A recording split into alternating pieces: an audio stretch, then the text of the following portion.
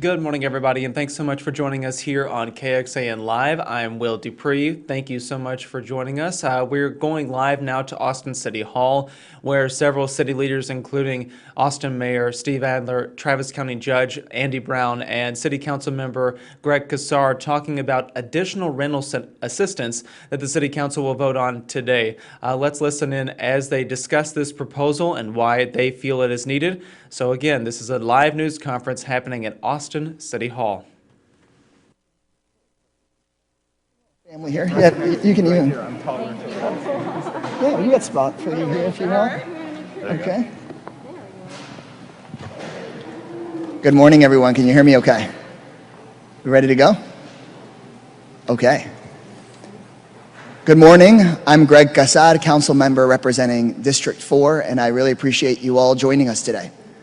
Austin has put our money where our mouths are, and we have averted the eviction crises that we have seen across the country because of the work of our city and county officials and our nonprofits, all working together to keep Austinites housed. We have led the country in showing that we can keep people housed in this pandemic, to stop the cycle of homelessness, to keep people from getting COVID-19 if they're thrown out onto the street, and to keep people housed during this financial crisis.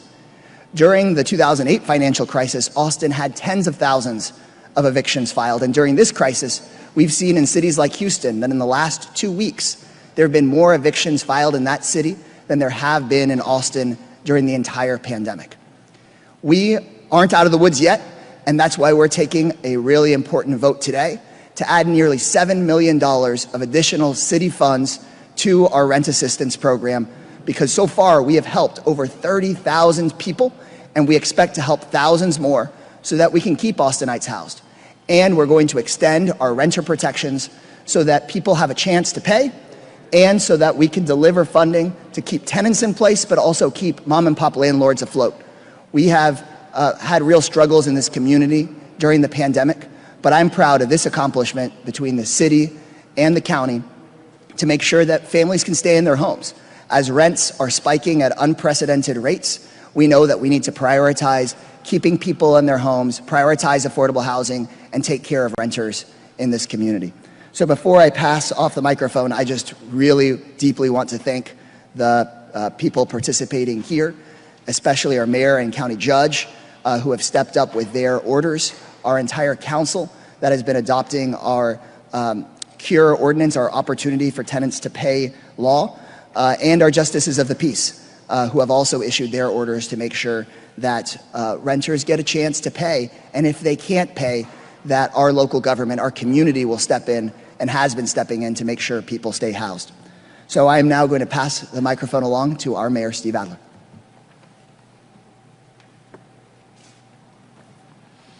Morning.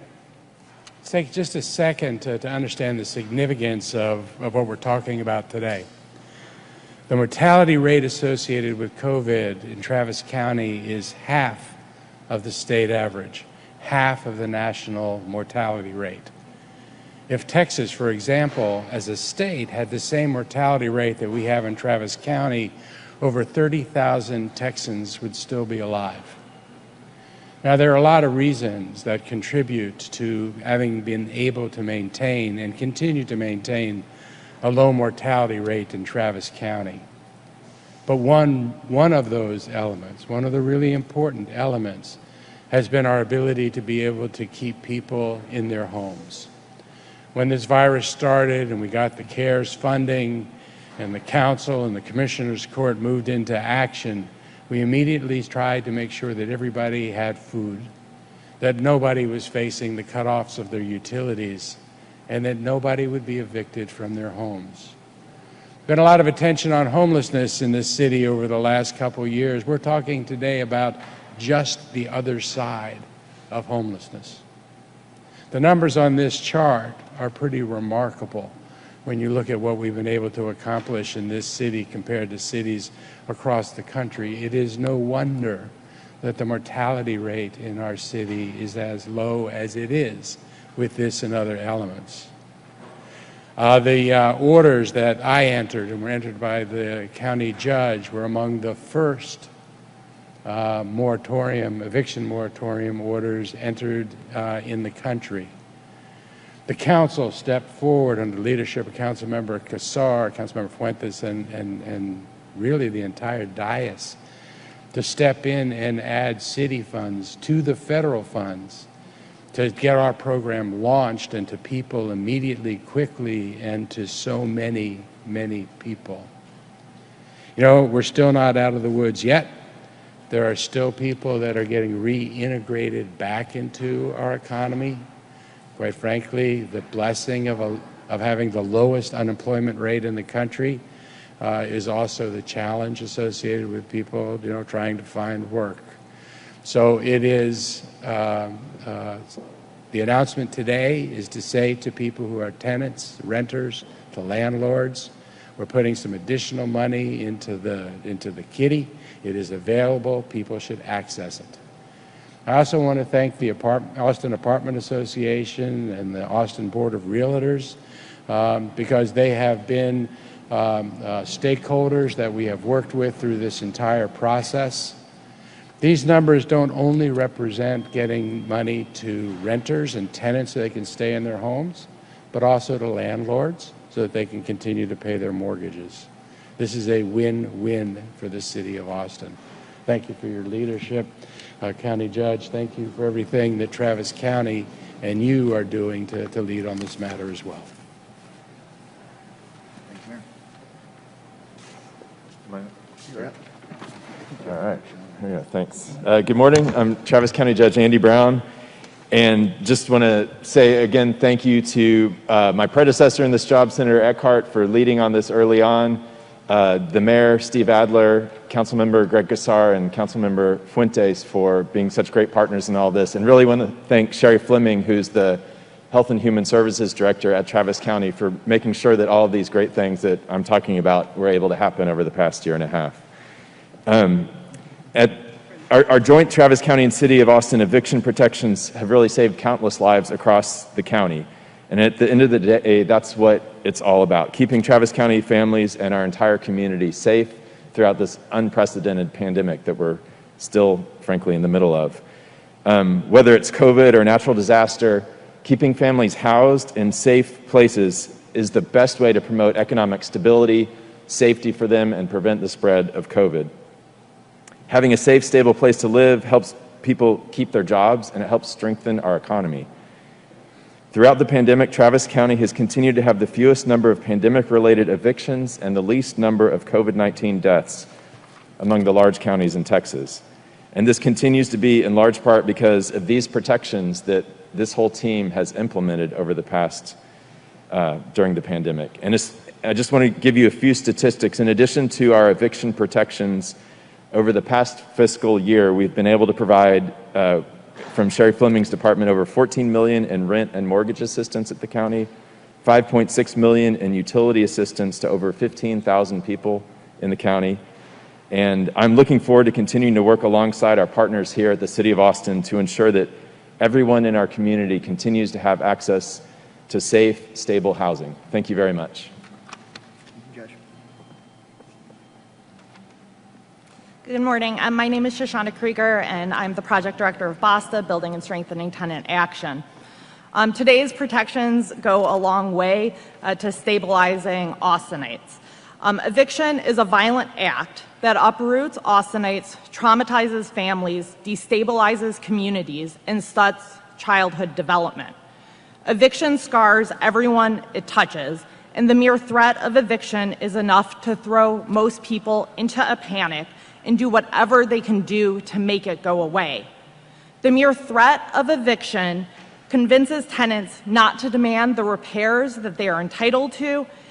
It makes tenants put up with harassment, and it makes tenants just pay a bogus fine or a fee rather than fighting back against abusive landlords. BASTA and the coalition we are a part of, the Eviction Solidarity Network, hears from Austinites facing eviction daily who are struggling to stay housed, to navigate rental assistance programs that seem to keep asking for one additional piece of documentation, to convince a judge for a continuance of a hearing so they can find a lawyer after they were released just that morning from the hospital because they had a stroke, to ask their landlord to please stop proceeding with eviction because they had taken care of a friend's pets who was unhoused and they were just trying to find a stable place for them to land. And these are stories we have heard just in this last week. These are stories that we have heard with the current protections in place. So these stories are many, many, many fewer than we would have heard 2 years ago. In 2019, there were close to 12,000 eviction filings in Travis County. Thus far this year, we have had a little over 1,000, so less than 10% of 2019. Of course, we know that these filings numbers are not the actual number of evictions. Many evictions are informal, which means a tenant is scared out by a threat, by a notice, and those are never captured in the data. But we know that the number we have right now is lower than we've had in over a decade. And because they are drastically lower than pre-pandemic lives, we know that these protections have saved countless lives, both from COVID-19 and from the lifelong trauma of what it is to be evicted. And at this moment, we're at a fork in the road, and we can decide whether we want this to just be a blip in caring about housing stability for Austinites, and whether, as our affordable housing crisis deepens, we decide as a community to rewrite the script, to say that 2020 and 2021 were not fluke years, where all of a sudden we decided that evictions were not the solution to our housing problems, but rather both a manifestation and a contributor to the systemic problems which cause housing instability.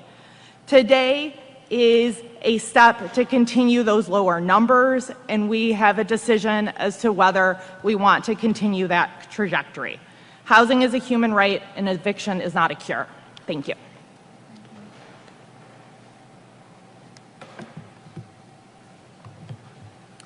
Hi, my name is Carly Davis. I'm going to tell you my story. I was an employee at the residence at the Marriott for almost a year until I got a phone call one day that I was being laid off due to COVID-19. And so from there on, things just got bad.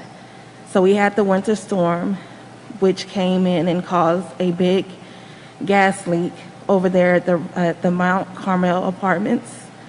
So we were without heat, gas for 40 days.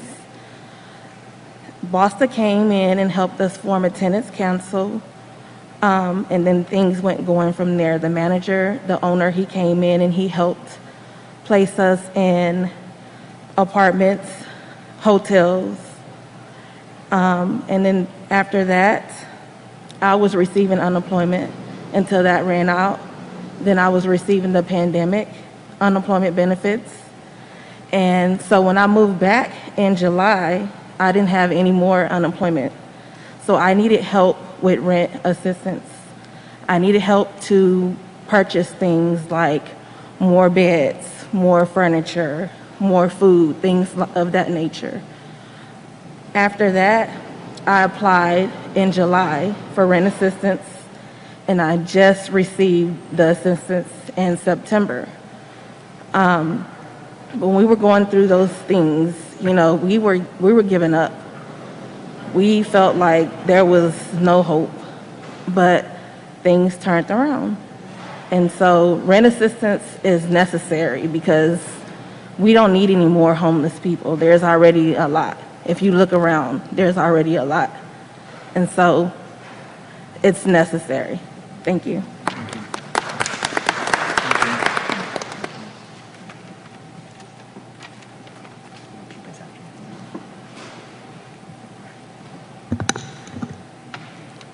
As a housing authority, the Housing Authority of the City of Austin has been housing vulnerable populations for over 80 years. We have the expertise to process applications, screen for eligibility, make millions of dollars in payments to landlords on behalf of renters. So when the pandemic came and the city's Housing and Planning Department asked us to partner with them to distribute these funds as quickly as possible. We jumped at that challenge because we knew that was our duty. We were able to modify existing technologies and deploy over 70 people that are working on this project on a daily basis. We've been distributing relief funds for the city since May of 2020, and at that time we made $1.2 million in payments in 1 month. Today we're making over $11 million in payments to landlords on behalf of residents every month.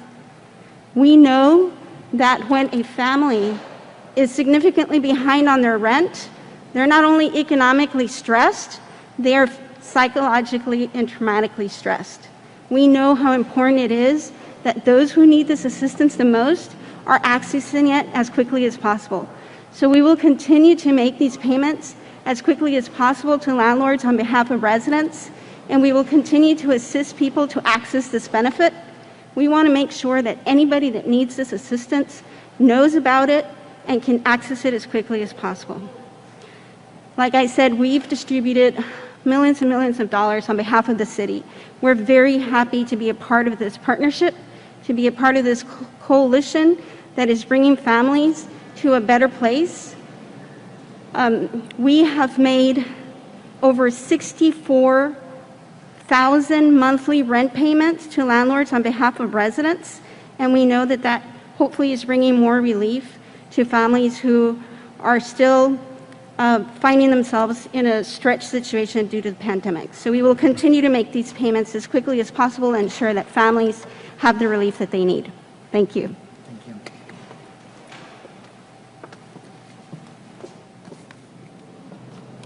Good morning. My name is Cupid Alexander, and I serve as the Assistant Director of Housing and Planning. It's lucky for me to be up here, and it's easier to have this conversation, so I want to speak directly to the renters. We know we have all had hard times recently, and some of us harder than others. None of us could have planned for this. We know that many Austinites need help, and so we're here to provide it very quickly. Our emergency rent assistance program, called RENT, has had successful implementations. We have gotten a grade A, if you're worried about that. We've put the money out as quickly as possible, and we've been doing this since last year's pandemic started. But if you've been hesitant, no, you don't need to be. We've dispersed over $65 million. We have millions of dollars remaining. I want to be sure that you get this. Please visit austintexas.gov/rent. Again, it's austintexas.gov/rent. On our website, you can see the stories of other individuals who have received this assistance. Don't just take my word for it. Once you get an application in, help is usually available within a couple of weeks. We know how important it is for Austin renters in danger of losing their housing, and it's a hard time. So don't feel shamed about applying for assistance. Let us help you get through this together so we can get through this healthy. And I wanted to thank you, and I wanted to thank the staff and all of the partners up here, because without their help to assist our community, we wouldn't be able to do it. So thank you for that, and I'll hand it back to the council member. Thank you, Mr. Alexander. Right before we take questions, I really do want to thank Basta for your work reaching out to tenants. Carla, thank you for sharing your story, and we know that it's one of 34,000 stories of so many people who have been able to be kept in their homes, and really thank you to the city and county staff in Oaxaca especially, because there have been cities across the country that have not been able to get help out to people who need it, and really your work has been critical to that. And lastly, Councilmember Fuentes, thank you for being there with us every single step of the way. And so today, the council will dedicate millions more dollars to our rental assistance fund so that anyone struggling with rent at this stage in the pandemic can know that there is assistance waiting if you need it. And we will be extending the rental protections by city ordinance through the end of the year by council vote. This is important because we've seen it works. We have kept tens of thousands of people in their homes. We have kept eviction rates at the lowest rates in the entire state. This is a success story that we're going to continue to build on, because the data shows that this has worked. It has kept families together. We've kept families housed. We have saved lives, and we're going to keep making sure that we prioritize working class people in this community. So thank you all so much for joining us, and we're here to answer your questions.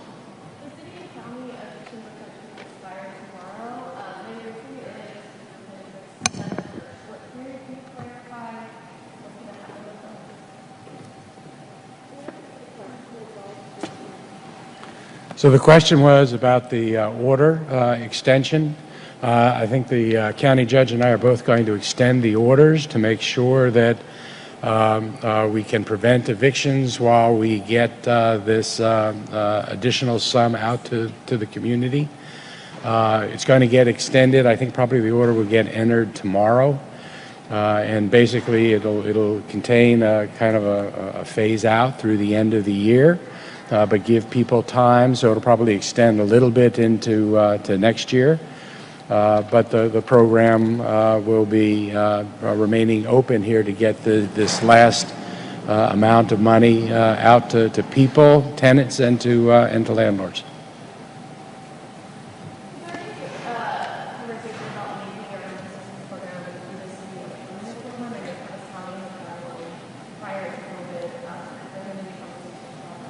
We have had that conversation, and I think it's the right thing for us to do, to have a permanent rental assistance program that goes year-round. Past programs have largely been funded by federal dollars, but today's vote is entirely city dollars. And I think that goes to show that as a city, we can step up and use our dollars, even when the federal government isn't there, to have a long-standing program, because we've shown that our program works. At first, it was taking several weeks to get people money, but as the staff laid out, now there are people who can get assistance within a week or two who have their documents prepared and need that help. So I think we've built a great model that we can keep moving on in the future. And I think also, maybe several of y'all have covered the federal moratorium that has lapsed, but you can see also how important the local orders and the local ordinance and rent assistance programs have been, because many of these evictions were filed in other cities, even with the federal moratorium in place. So it really has taken those local protections to make this kind of change. Yeah, Joe?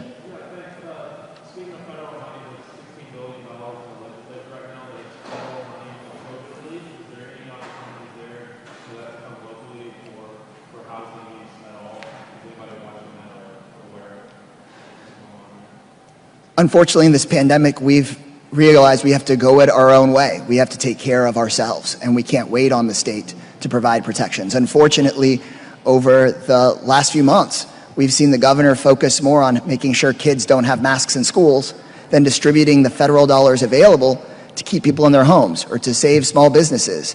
And so we're going to keep on stepping up with our own protections and our own funds, and I hope that our legislature chooses to dedicate money to go to people who are struggling rather than just, for example, tax breaks for big companies. And I don't know if anybody else wants to speak to that. And I think Councilmember Fuentes disappeared. I wanted to give her a chance. But anybody else want to talk to state stuff? Okay. See.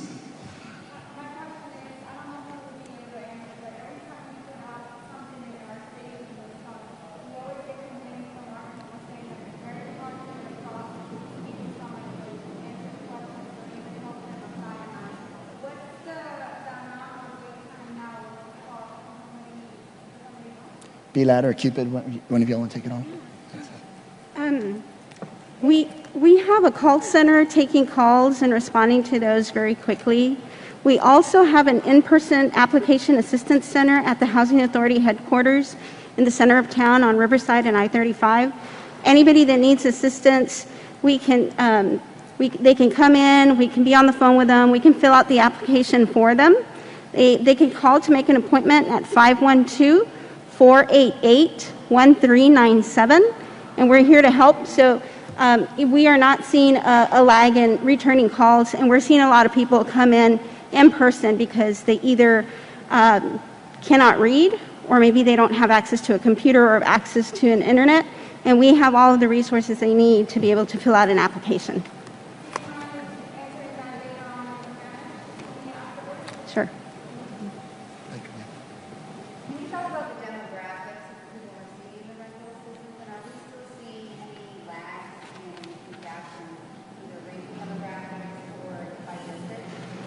we are seeing that the places most hit by COVID-19 and most hit by unemployment are the places that are getting the most assistance.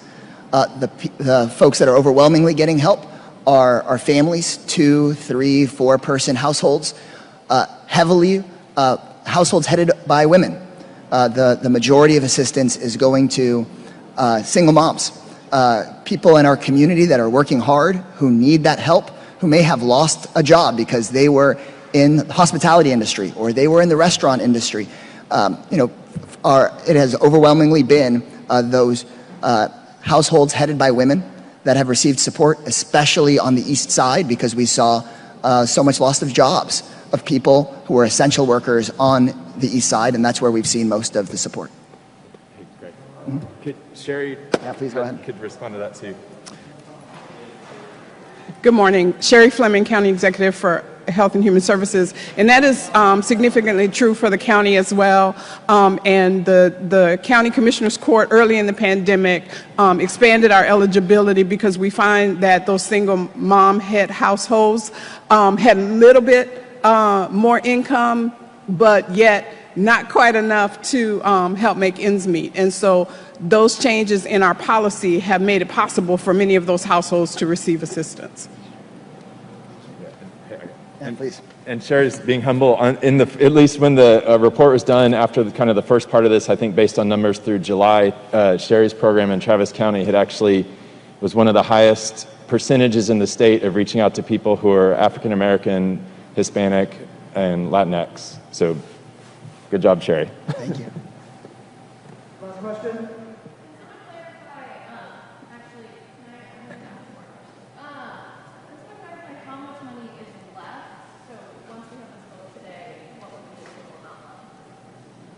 You have that, Cuban?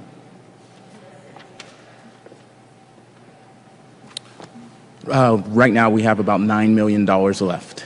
So we're looking forward to helping all of the families that need the assistance. I don't want to panic anyone, but we are willing to assist anyone who needs the assistance. Definitely check out the website, but as of right now, it's $9 million. So about 9 plus the almost 7 that we're adding today.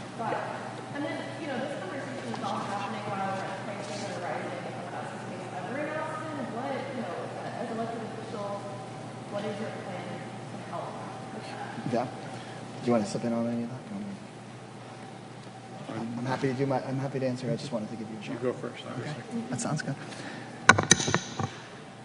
We have to take extremely seriously the increase in rent in this community. It's unsustainable and it hurts the working families we're trying to keep housed.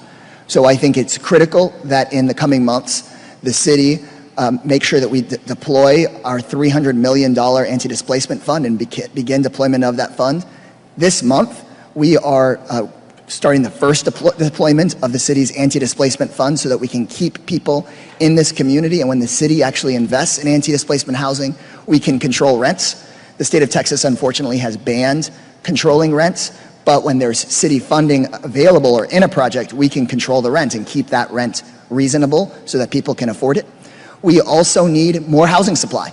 We know that in a growing city where we've seen less housing get built, but more and more people be born here or move here, that has tenants competing against each other. In an almost unprecedented way, we see people bidding against each other to increase rent, where people are just trying to find an apartment. That means we need more supply, and that means changing our land development rules so that we aren't just building big McMansions, but instead adding more affordable housing types in our community. And then finally, we do need to soon have an election on affordable housing to bring the kinds of dollars that we saw for things like transit directly into housing so that we can have a way more significant amount of working class and middle class housing in the city.